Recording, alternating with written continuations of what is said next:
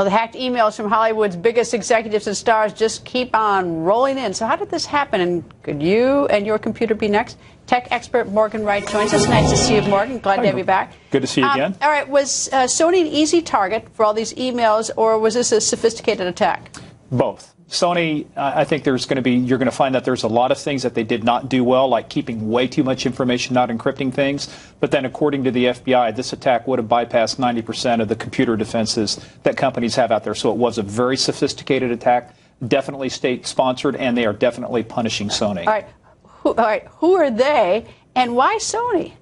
Well, who are they? I mean, it's got to be North Korea. Look, you just connect enough dots. Look, if it walks like a duck, it quacks like a duck. So you've got the movie coming out. They sent a letter to the UN threatening, war because this is they declared this an act of war.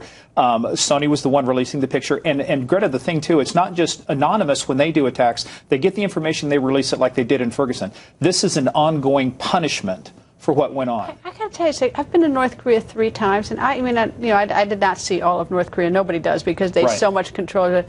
But it just seems odd to me that North Korea, I mean, I know they're upset about this movie, but that they would be sort of hip to the other problems about the war on women and then, sort of that kind of stuff, that they would be that deeply involved. Well, that they'd make the comments about the disparate pay.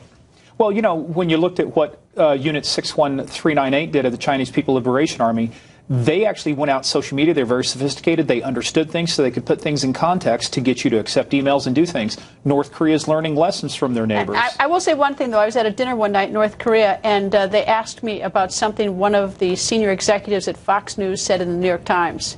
And it did catch me by surprise that they were clearly sending a message to me, let me know that they were watching. They were paying attention. Well, look, any nation who can build nuclear weapons can also build cyber tools, cyber weapons. And so I don't put it past them. Was it totally North Korea? Yeah, there's a lot of involvement there, but there's a lot of they had a lot of support, too. Let's say here at Fox News, they make us change our password all the time. Does changing our password all the time do it if they're coming in through some other back door? It does. It's one thing. It's like changing the locks on your house all the time. It does prevent a lot of things. Locks keep honest people honest. Passwords make sure that even if you share it, that threat goes away. But passwords aren't the only issue. I think, Greta, we have to change our mindset.